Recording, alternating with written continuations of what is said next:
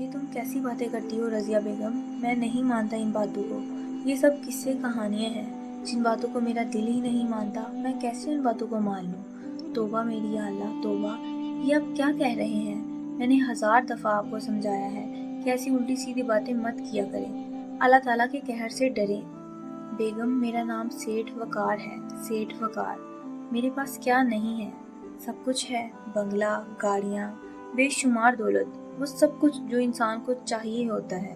لیکن یہ سب کچھ مجھے کہاں سے ملا؟ محنت سے۔ میں نے دن رات محنت کی اور آج میرے پاس سب کچھ ہے۔ یہ مجھے کسی نے دیا نہیں، میں نے خود حاصل کیا ہے۔ کسی خدا نے اوپر سے نہیں پھینکا۔ ہر وقت خدا خدا کرتی رہتی ہو۔ کہاں ہے خدا؟ دکھاؤ مجھے۔ اگر خدا ہے تو وہ نظر نہیں آ رہا۔ میں نہیں مانتا ایسے خدا کو جو نظر ہی نہ آئے۔ تو پھر میں یہ کیسے مان لوں کہ موت کا فرشتہ موت دیتا ہے، انسان کی روح قبض کرتا ہے اور کسی کو نظر بھی نہیں آتا؟ میں نہیں یقین رکھتا ایسی باتوں پر۔ اچھا باتیں چھوڑیں، ٹھیک سے ناشتہ تو کر لیں۔ آپ تو پڑھے لکھے جاہل ہیں۔ میرے تو سر میں درد ہونے لگا ہے آپ کو سمجھا سمجھا کر۔ ارے تم میرے ساتھ اپنا دماغ نہ لڑایا کرو، تمہیں تو پتہ ہے کہ جیت کس کی ہوتی ہے۔ اچھا میں آفس جا رہا ہوں۔ یہ کہہ کر وقار ٹیشو پیپر سے منہ صاف کرتا باہر چلا گیا۔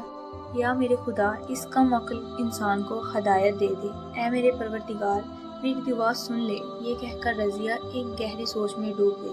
سیٹھ وقار اپنی مہنگی ترین گاڑی میں بیٹھا مین روڈ پر جا رہا تھا۔ وہ ڈرائیونگ بھی خود ہی کرتا تھا، غریبوں سے سخت نفرت کرنے والا اور بے رحم انسان تھا۔ وقار درمیانی رفتار میں گاڑی چلا رہا تھا کہ اچانک ایک بوڑھا آدمی اس کی گاڑی کے آگے کھڑا ہو گیا تو سیٹھ وقار نے ایک دم بریک لگائی۔ وقار نے بڑی مشکل سے گاڑی کو روکا تھا۔ اس کا چہرہ غصے سے لال سرخ ہو رہا تھا۔ اس کو غصے میں دیکھ کر بوڑھا آدمی گھبرائے لہجے میں بولا، مجھے معاف کر دیں صاحب، میں نے آپ کو روکا۔ وقار نے زور سے بوڑھے کے گال پر تھپڑ مارا۔ بکواس بند کرو، اگر تم گاڑی کے نیچے آ جاتے تو جانتے ہو میں نے کتنی مشکل سے گاڑی کو روکا ہے۔ دفع ہو جاؤ یہاں سے۔ صاحب مجھے آپ سے ایک کام تھا، میں آپ کے گھر بھی گیا تھا۔ وقار اور بھڑک اٹھا، میں نے تمہیں کتنی بار سمجھایا ہے کہ مجھ سے ملنا ہے تو فیکٹری میں ہی ملا کرو، تم کیوں گھر گئے تھے؟ بوڑھا ہاتھ جوڑتے ہوئے بولا، میرا بچہ بیمار ہے، میرے پاس پیسے نہیں ہیں، مجھے تھوڑے سے پیسے دے دیں، میں اس کے لیے دوائی لے آؤں۔ سیٹھ وقار نے طیش میں آ کر بوڑھے کو گریبان سے پکڑ کر جھنجھوڑا۔ ارے بوڑھے تمہارا دماغ خراب ہے، بیٹا تمہارا بیمار ہے، دوائی کے لیے پیسے میں دوں؟ کیوں دوں میں پیسے؟ پہلے جو پیسے لیے تھے تم نے وہ واپس کیے نہیں۔ وہ دھاڑا، خدا کے لیے صاحب جی مجھ غریب پر مہربانی کریں، میں آپ کے سارے پیسے واپس کر دوں گا۔ وہ گڑ گڑا رہا تھا، ارے جاؤ دفع ہو جاؤ، میں تمہیں 1 روپیہ بھی نہیں دوں گا۔ اور کس خدا کی بات کرتے ہو جسے میں نے آج تک دیکھا ہی نہیں، اور آج کے بعد فیکٹری آنے کی ضرورت نہیں، میں نے تمہیں نوکری سے نکال دیا ہے۔ بوڑھا اپنے آنسو صاف کرتے ہوئے آسمان کی طرف دیکھتے ہوئے بولا، اے میرے خدا اس بے رحم اور ظالم انسان سے چھین لے ساری دولت اور جان لے لے اس کی، موت کا فرشتہ بھیج، اور تجھے پتہ ہے میرے پاس پیسے نہیں ہیں، میرے بیٹے کو تندرستی دے۔ یہ کہہ کر وہ بزرگ چلا گیا اور سیٹھ وقار غصے سے سر کو ہلاتے ہوئے بولا، بے وقوف بوڑھا، خدا ہوگا تو تیری بد دعا سنے گا۔ یہ کہتے ہوئے وقار گاڑی میں بیٹھا اور روانہ ہو گیا۔ رات کے 10 بج رہے تھے۔ وقار اپنے کمرے میں بیڈ پر گہری نیند سو رہا تھا اور اس کے خواب میں موت کا فرشتہ آیا اور بولا، مجھے اس خدا نے بھیجا ہے جو زندہ اور قائم ہے، جس پر تو یقین نہیں رکھتا۔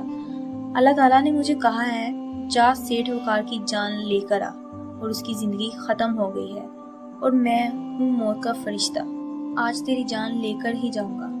تم نے بہت بڑے بڑے گناہ کیے ہیں، اللہ تعالیٰ تجھ سے بہت ناراض ہے۔